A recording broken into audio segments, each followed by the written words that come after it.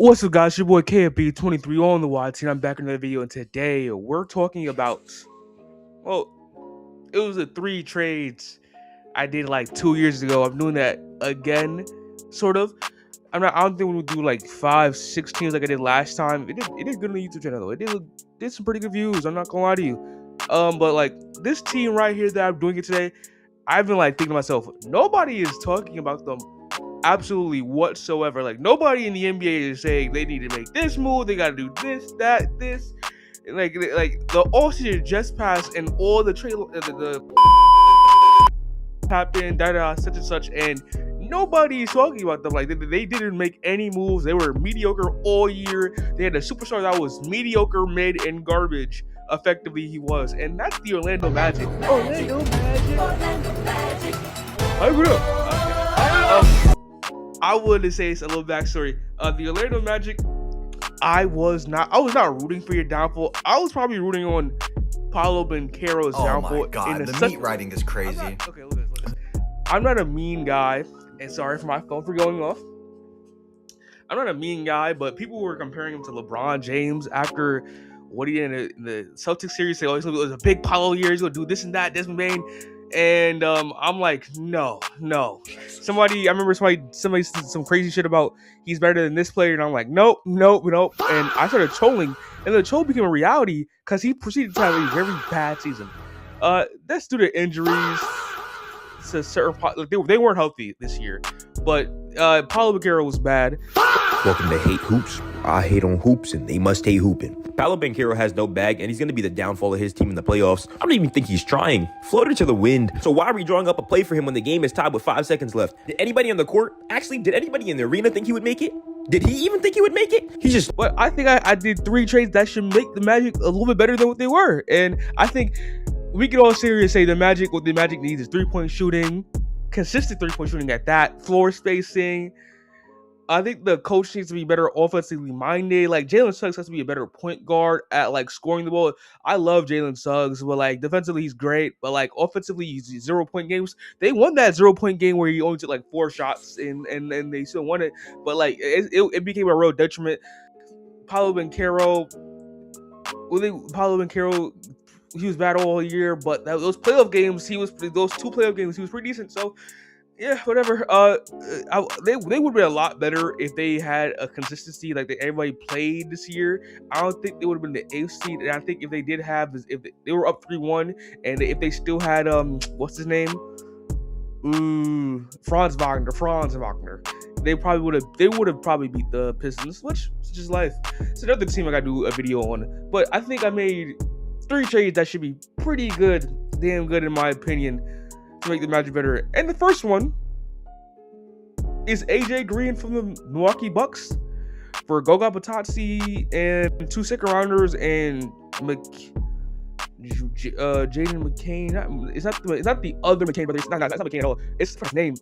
But yeah, that's effectively the trade. I think AJ Green this year, he shot 42% from 3.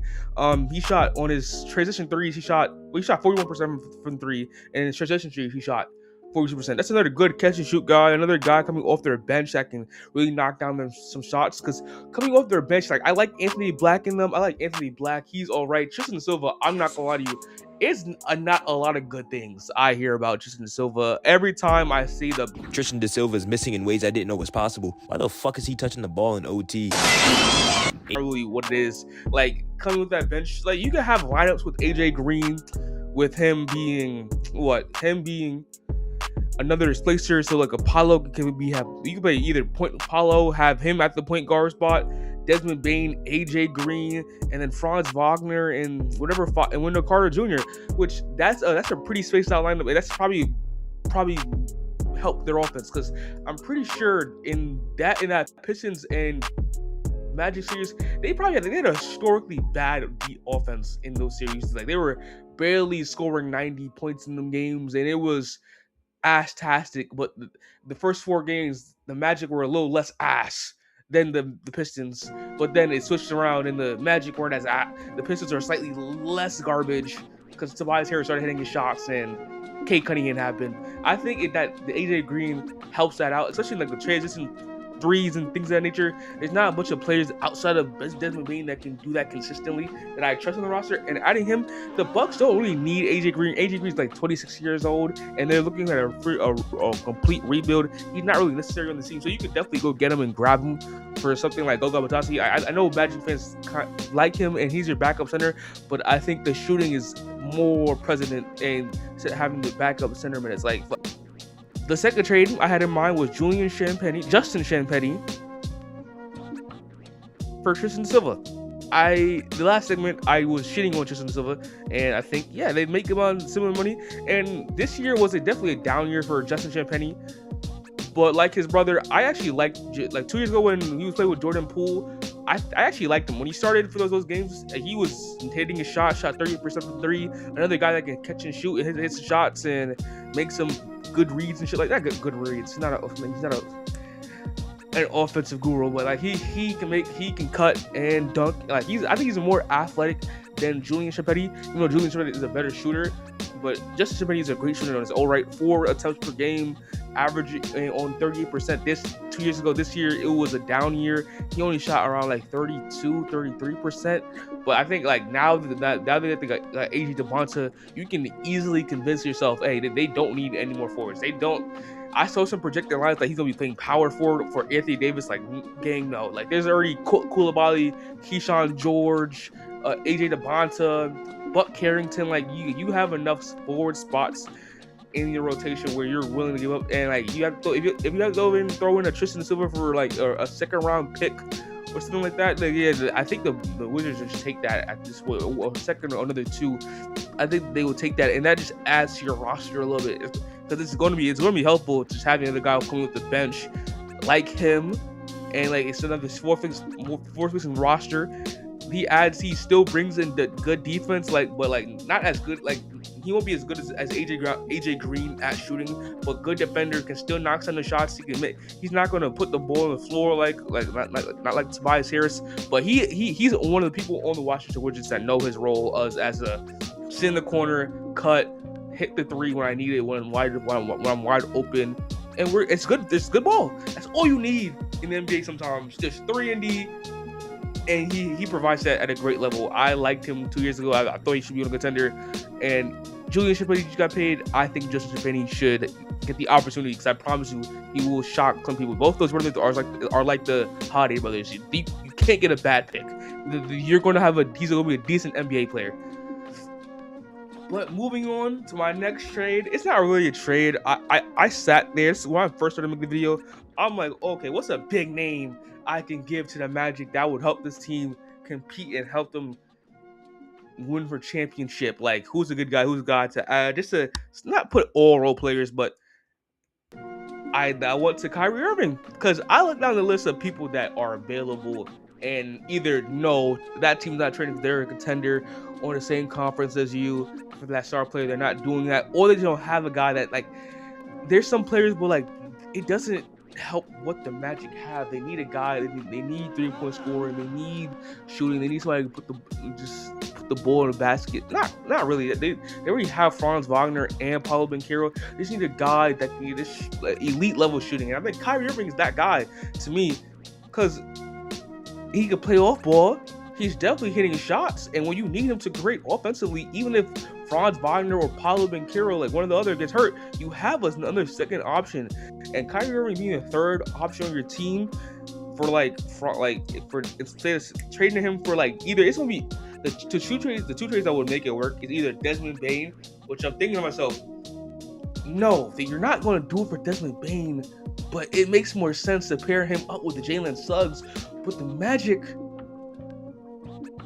already gave up 3 first-round picks and a pick swap for Desmond Bane, and you're not going to trade that player the next year after for a 34-year-old guard who just came off an ACL injury. But it would but like it's Kyrie Irving off it. But like it's Kyrie Irving, and I don't want to. That's so good to like your team needs that, and Kyrie Irving as a third option coming with an ACL tear. That's probably where he needs to be at this point in his career. 34 years old, like that. Like he would. There's no reason why he shouldn't be able to be a great piece on that team and be able to help them in ways that like the others like that would provide scoring, shooting, off-ball movement. Like it makes so much sense, but like.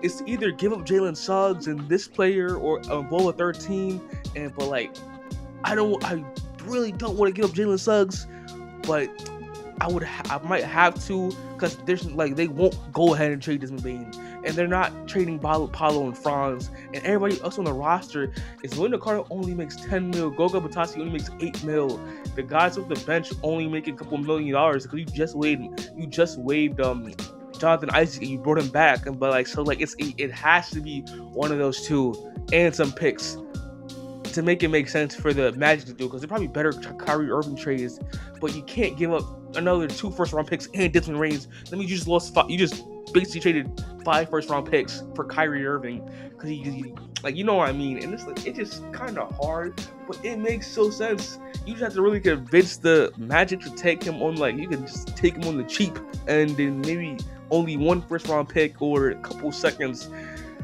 But hey, that's just actually I think the Magic would the Mavericks would take a first-round pick this year's at least because they don't have a first-round pick this year, but they're still going to be bad. So I think you can convince them. I don't know. It's going to be really hard. It's going to be really hard. This team was like when I was doing it, I'm like this team was really hard because they have a lot of money on 4 players, and those are kind of key 4 players. Unless you're willing to trade the other 2 stars like Franz Wagner or Paolo Banchero, which I'm not trying to do because most people will probably not even agree.